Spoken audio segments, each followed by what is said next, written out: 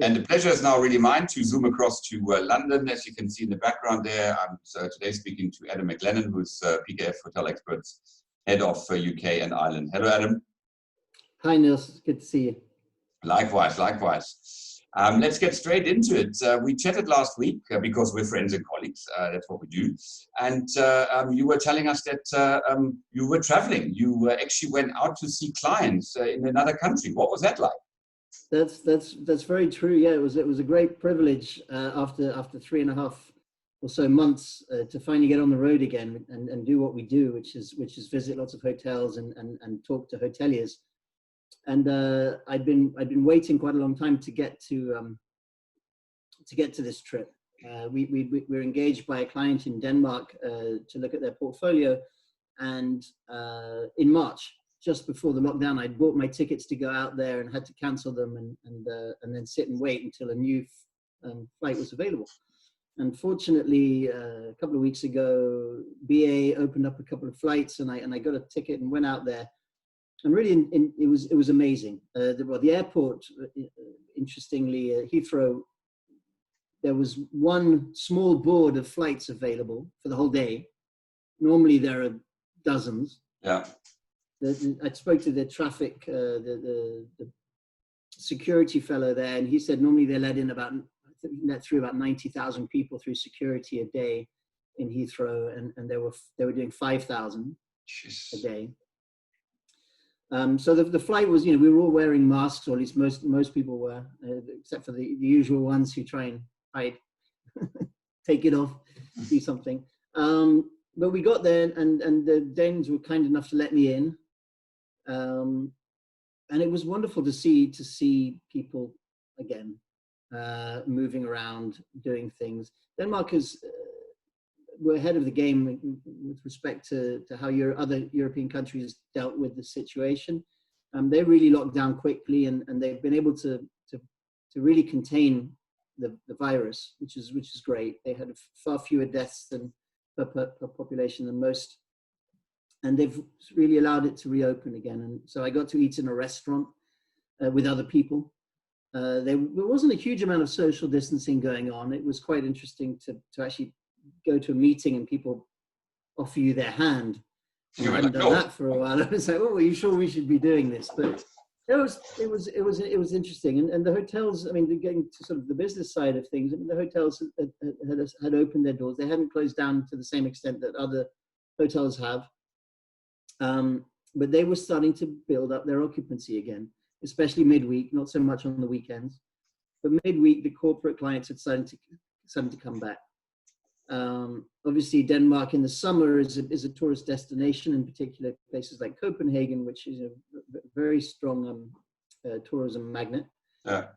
So the city hotels weren't doing so well, but a lot of these hotels were in smaller cities in other markets or outside, and they rely on a corporate base, and they were starting to come back. So the owners, our clients, we're seeing some green shoots there, which was good. And there was some good support from the government during the downturn for the industry there.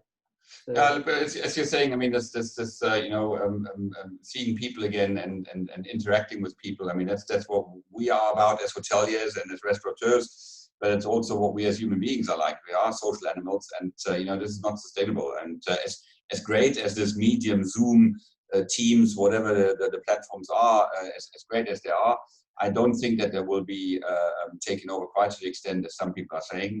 I think the quick meeting that one may have gotten onto a plane or into a car for, one will do via Zoom because we've gotten used to it now. But I think the making connections and building trust and whatever, you've got to be able to look, whether you shake the hand or fist the elbow or whatever is happening, but eye-to-eye contact, I think, is important. So it's great that that you are traveling again and can interact with clients. Let's go back to where you are right now in London. I, as you did too, listened to the Hotel Tourism Forum in Milan a few weeks ago. There was a presentation by Top Hotel, and they were talking about the pipeline report and whatever and of course the pipeline is one thing which we always look at anyway, but in particular now, it would be interesting to hear from you I saw there that the UK had a pipeline of 408 projects in it. How do you think this will be affected right now? There's no doubt that most of those projects will be delayed. The ones under construction will be delayed because it's been hard to get things done in the last few months in the UK. Most of the country's been locked down. It's starting to reopen now, which is good, slowly. So just from the terms of getting the job finished, if you're already under construction, most of the projects that are far gone beyond a certain point will probably be open. The general consensus is that there's going to be a long period to recovery.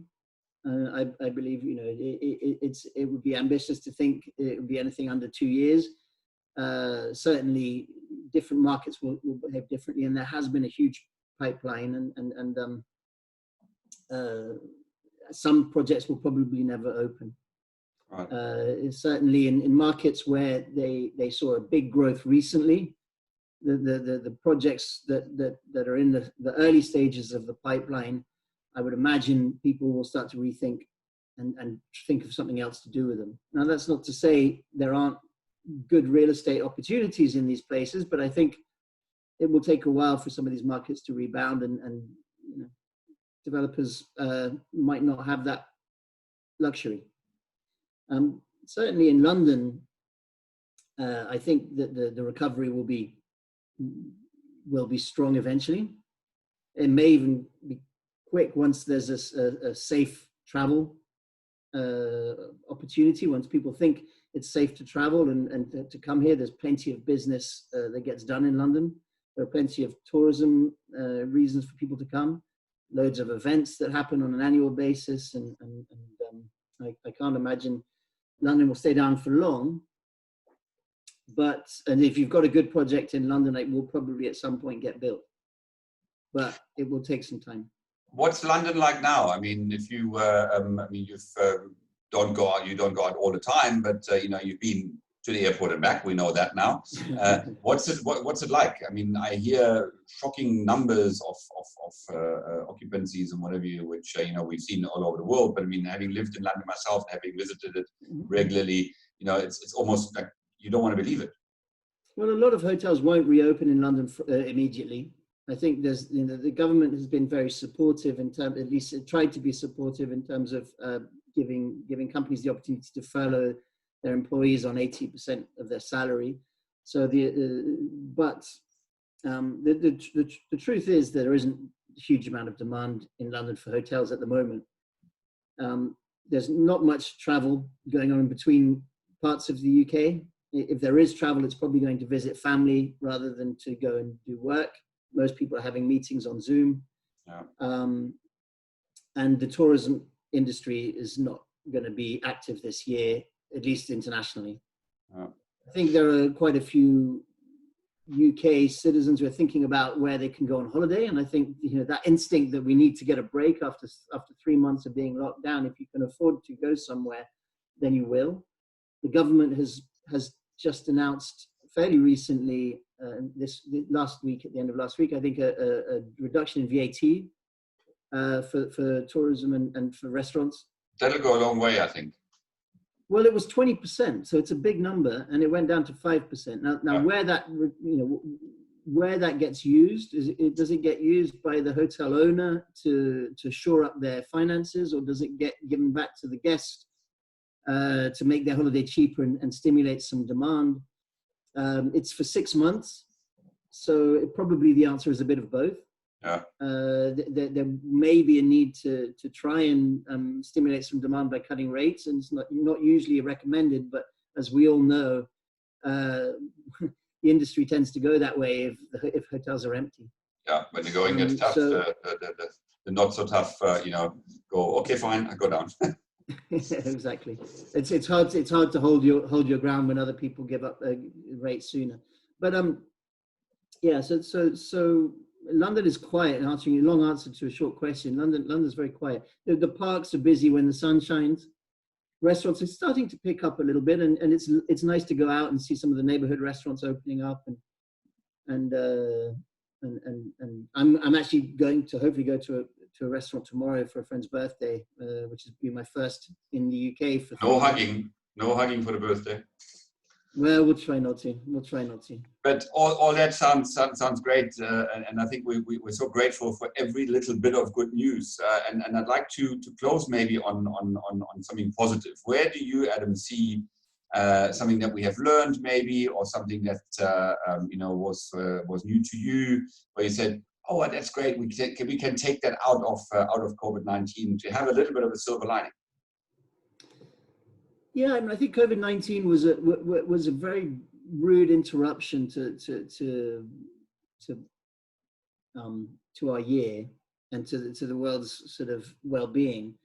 But there were some other situations that were needing to be addressed. One of them is sustainability, and something that my team in London and that I'm very interested in, and I think, you know, as a green shoot. Possibly, I think some people might refocus on that after COVID-19, and maybe make some of the existing hotels more sustainable and have that as a focus. I do think that the humankind needs to travel and meet. We've become that real sort of adventure experience driven society, and the world has become a lot smaller place.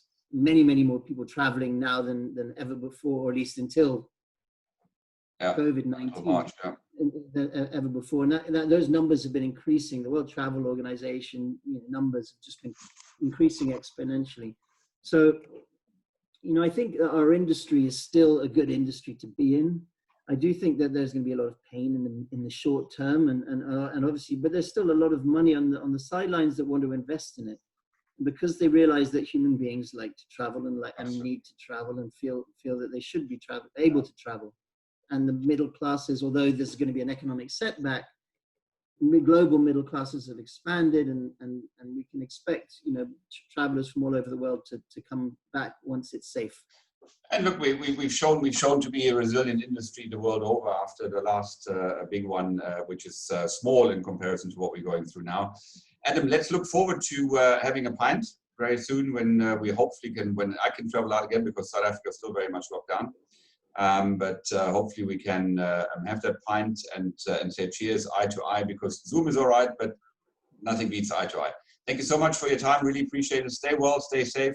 Enjoy that restaurant tomorrow, and all the very, very best. Cheers, Adam. Thank you, Nils. It was good to speak to you.